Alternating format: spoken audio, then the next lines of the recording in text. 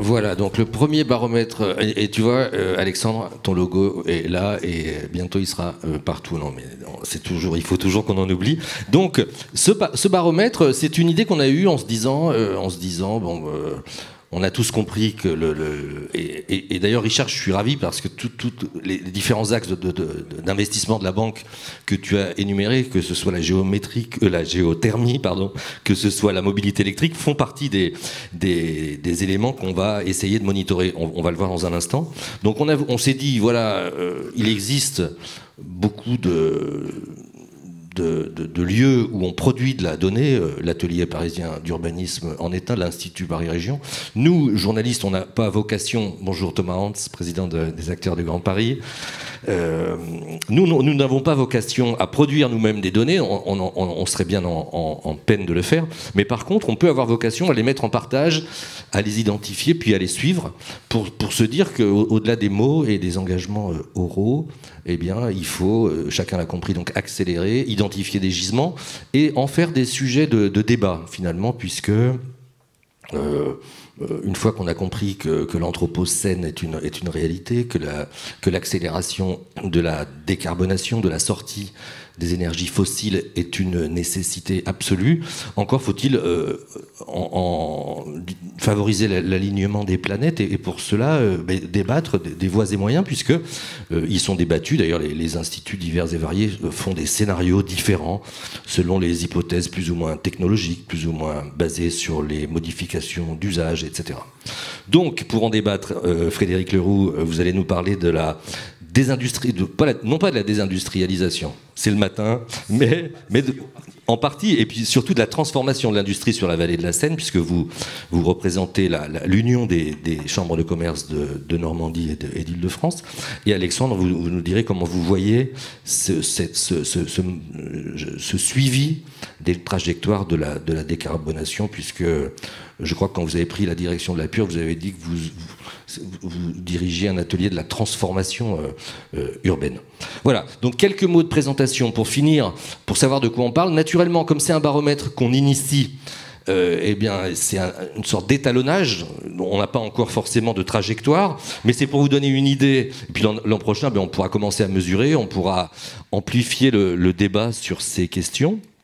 Ce qu'on a décidé de monitorer, c'est des choses concrètes, pas tellement en termes de tonnes carbone évitées, même si ça existe, mais c'est plutôt des choses physiques dont on peut mesurer l'évolution sans trop de difficultés.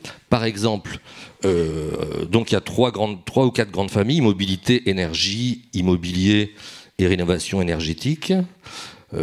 Qui représente une grande part des émissions de gaz à effet de serre. Et donc, si c'est à moi de travailler, de cliquer. J'aime pas trop. Et travailler. Et donc, je sais pas faire ça. C'est la flèche rouge. Voilà, ça marche. Et donc, par exemple, 683, c'est le nombre de lieux de covoiturage recensés en Île-de-France, grâce aux travaux de l'atelier parisien d'urbanisme. 9397 km de pistes cyclables. Ça, c'est là. Bon, voilà, on va pas. 18 800 points de charge pour véhicules électriques. Donc tout de suite, on a eu des débats avec les opérateurs qui nous ont dit oui, mais est-ce que c'est le nombre de points de charge qu'il faut identifier? Parce que si on met des points de charge que personne n'utilise, finalement, ça ne sert à rien. Est-ce que c'est pas plutôt la quantité d'électricité? Bon, la quantité d'électricité, on n'a pas pu avoir la donnée. Donc, mais je trouve intéressant que ce soit le débat générés par ces chiffres qui prennent le dessus. Donc, autre famille, l'énergie. Donc, tu en parlais, Richard, les réseaux de chaleur. 135 sont identifiés en Île-de-France, avec un taux d'énergie nouvelle et de récupération de 58%. Ça représente 18 000 gigawattheures, etc., etc. Donc, tout ça, c'est un peu les fondations. Et puis, alors, je continue de cliquer.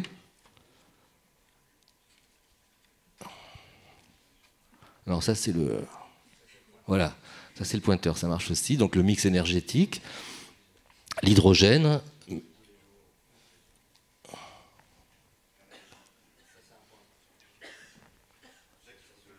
Ah, c'est ça. Voilà, ça y est, je suis au point. Et l'immobilier, avec l'association Bâtiment Bas Carbone, que je n'ai pas citée, qui est partenaire aussi du baromètre, et qui nous permet, bon, c'est un critère qu'on a retenu avec eux, de suivre le nombre d'opérations labellisées, donc qui représente 3 millions de mètres carrés, pardon.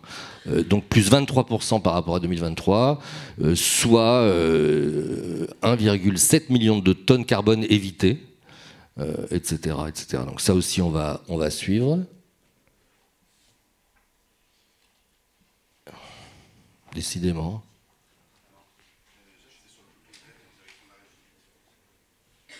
Ah d'accord. Non, parce que je croyais que c'était le pointeur, le bouton vert, moi.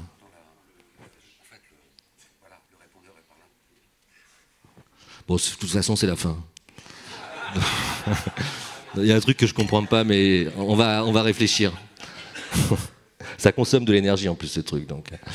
Donc rénovation énergétique, très important, avec l'Agence parisienne du climat, que je n'ai pas cité non plus. Et du coup, là, ça montre l'emballement presque, puisque ça mesure les copropriétés, c'est assez subtil, qui se sont inscrites à Coach Copro. Alors, ça ne veut pas encore dire qu'elles ont commencé les travaux, hein, mais ça veut dire qu'elles s'y intéressent.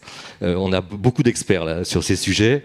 Je parlais avec Olivier Principal tout à l'heure de la sortie prochaine de pas mal de logements dus aux normes liées aux passoires thermiques, des débats qu'on évoquera peut-être tout à l'heure. Voilà. Donc là, c'est la fin de cette première présentation. Et donc, je vous donne rendez-vous l'an prochain, parce que là, on aura des vraies tendances. Et puis, entre-temps, eh bien, je pense que le débat va prendre. Quels sont les critères à retenir? Pourquoi? Où sont les gisements? Telle est notre ambition. Alexandre, toi, tu produis ces données et tu m'as dit à quel point il te semblait intéressant qu'il y ait ce lieu de partage aussi, qui permette à ces informations de sortir du cercle des experts et pour être partagées par le plus grand nombre. Dis-nous comment tu vois ce travail. D'abord, merci Jacques de nous avoir invités à participer à ce baromètre. Effectivement, nous on trouve que c'est une initiative remarquable à au moins 3 titres. D'abord parce que c'est un outil pédagogique et on le voit bien, on a besoin de ces indicateurs, on a besoin de les communiquer, on a besoin de montrer qu'il y a des choses qui se passent. Deuxièmement, parce qu'en plus les résultats sont plutôt réjouissants. Donc ça, c'est quand même assez formidable de pouvoir montrer des avancées, des objectifs qui s'atteignent progressivement.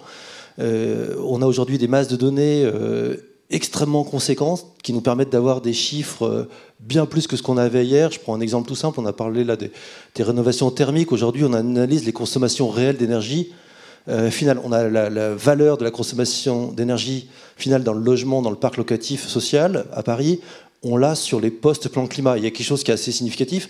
Il y a une consommation qui est une baisse de 28% en moyenne. Donc 28%, c'est pas tout à fait l'objectif des 50% du plan climat, évidemment, mais 28%, c'est absolument énorme. Et surtout, comparé à toutes les autres études internationales qu'il y avait eu jusqu'à présent qui montraient des effets rebonds, on montre qu'à Paris, dans la métropole, il y a des baisses post-plan climat. Voilà. Donc ça, c'est vraiment pour nous extrêmement important. Et puis, troisièmement, c'est un outil collaboratif.